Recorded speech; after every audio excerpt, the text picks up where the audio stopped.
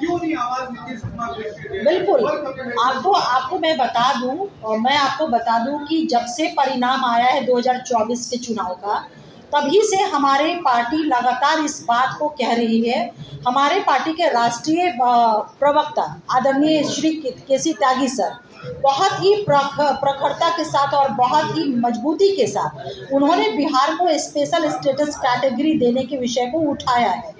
और मैं फिर कहूँगी आपको कि हमारी अपेक्षा ही नहीं, वर्तमान केंद्र की मोदी सरकार से हमारा पूरा विश्वास है कि उन सारे विषयों पे जो लीगल एस्पेक्ट है, जो टेक्निकल और कॉन्स्टिट्यूशनल एस्पेक्ट है, उन सारी चीज़ों को अवलोकन करके इस दिशा में हम आगे बढ़ेंगे। बिहार सरकार से 8 मंत्री बने हुए हैं, सब झुनझुने वाले मंत्री हैं, कुछ बिहार से मिलने वाले नहीं। आप झुनझुना किस आधार पे आप कह रहे हैं? आपका ये जो कहना है झुनझुना वाला मंत्री, ये आधार क्या है?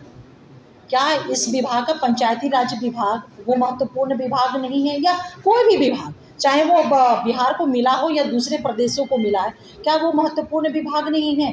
अगर झुनझुना वाला, क्योंकि ये सवाल सुबह से हम लोगों के पास आ रहे हैं, ये वही लोग कह रहे हैं, आपको मैं बता दूं, जिनके लिए अभी जो प्रेस कॉन्फ्रेंस हम लोगों ने किया, रेल मंत्रालय, गृह मंत्रालय, बीइंग और रेलवे मिनिस्टर आदरणीय लालू प्रसाद यादव जी के क्या पॉलिटिकल कुकर्म रहे हैं, फिर से इसकी विमर्श का विषय हो जाएगा। अपने माइनर बच्चों को उन्होंने उम्र से ज़्यादा कंपनियों के मालिक, अरबों की संपत्ति का सृजन, नौकरी के बदले में संपत्ति का सृजन, अभी चार्जशीटेड ये तमाम लोग हुए हैं। अगर इसको कहते हैं बढ़िया मंत्रालय, तो मुबारक हो उनके हिसाब का वो मंत्रालय। हम लोग काम करने वाले लोग हैं और ये बहुत फॉर्चुनेट है।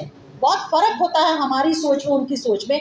हमारा मानना है कि बिहार को जो भी डिपार्टमेंट मिले हैं, आदरणीय नरेंद्र मोदी जी ने जो काम करने का मौका दिया है, वो बहुत बहुत बहुत ही इंपॉर्टेंट डिपार्टमेंट है। वो इस पॉइंट ऑफ व्यू से कि मास एट लार्ज को बताइए ना, हस्बैंड एंड फिशरी जो डिपार्टमेंट है, पंचायती राज विभाग, चारा घोटाला उसी विभाग का मामला है ना, उनको मिला तो लेकर के घोटाला करके सजा याफ्ता होकर के सोचिए बाहर निकले। तो ये तमाम लोग, फूड एंड सप्लाई, कृषि, ये सारी चीज़ें बहुत महत्वपूर्ण विभाग है और हमारे तमाम जनता को, देश की जनता को, मास एट लार्ज को ये कवर करने वाला है और काम करने का मैंडेट जनता ने दिया है। तो हमें काम करना है जहां से हमें आदेश मिलेगा केंद्र के माध्यम से।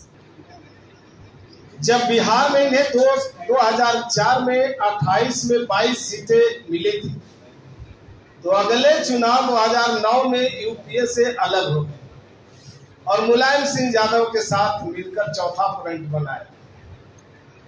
अगला चुनाव इसी उम्मीद में लड़े कि गृह मंत्री बने, लेकिन जनता ने गृह मंत्री तो नहीं बनाया, लेकिन गृह का मतलब उन्हें गृह में अंदर जरूर बैठा दिया, घर के अंदर बैठा, और उनको आया कुल 4 सीट।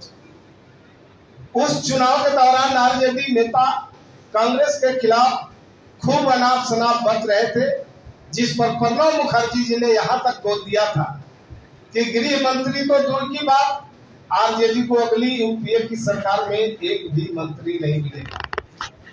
2008 के नो कॉन्फिडेंस मोशन में तो यहां तक ये बातें आई थी कि लालू यादव ने सपोर्ट के बदले गृह मंत्रालय मांगा था।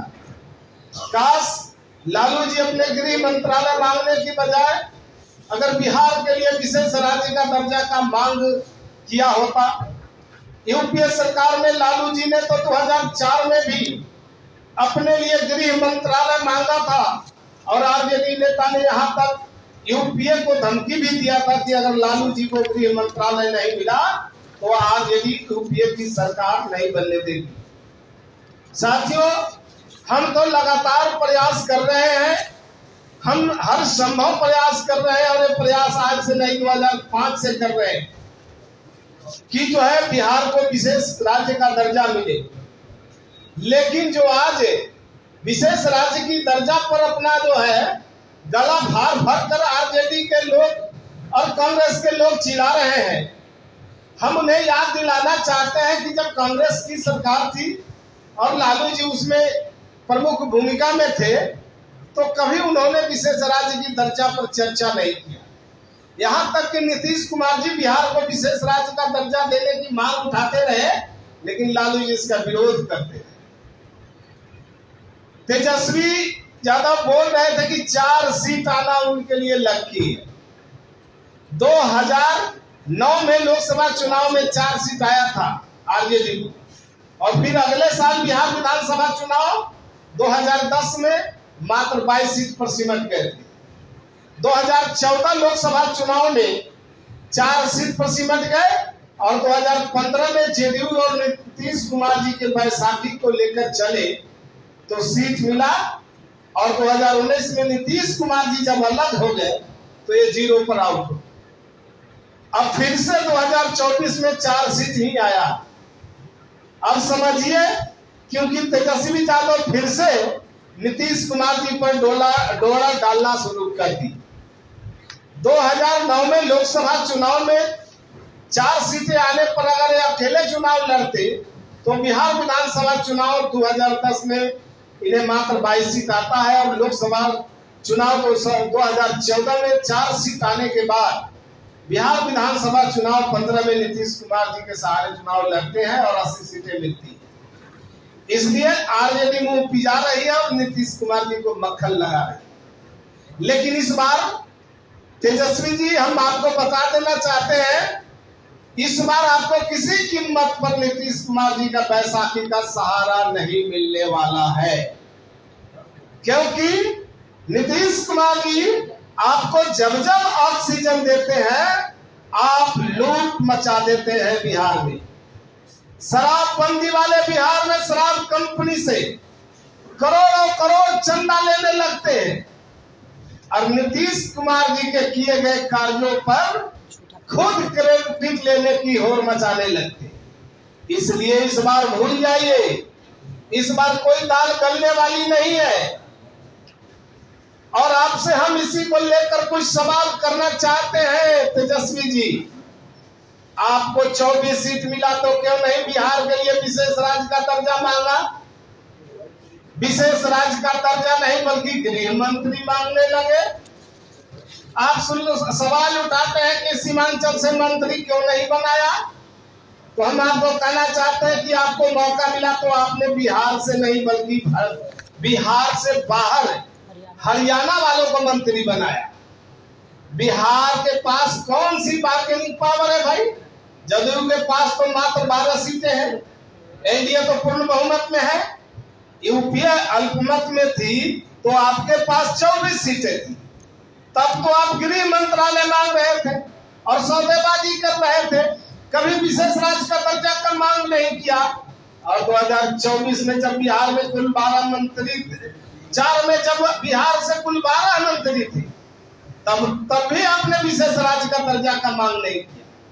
इसलिए हम ये सीधा कहना चाहते हैं कि जब जब आपको मौका मिला आपने बिहार के साथ नाइंसाफी की, जन सरोकार से जुड़े हुए मुद्दों को नहीं उठाया, बिहार के हित में सवाल खड़ा नहीं किया, केंद्र की सरकार में अंदर रहते हुए भी बिहार के सवालों पर कभी जोरदार तरीकों से आवाज उठाने का काम नहीं किया, और आप सिर्फ अपनी तिजोरी भरने के लिए। पैनोरमा ग्रुप, जो सोचता है वो करता है, आपके अपने सपनों का आशियाना। ये लो मुंह मीठा करो, आज मैंने अपना जॉब छोड़ दिया, अब हम पूर्णिया वापस जाएंगे। जॉब छोड़ दिया है?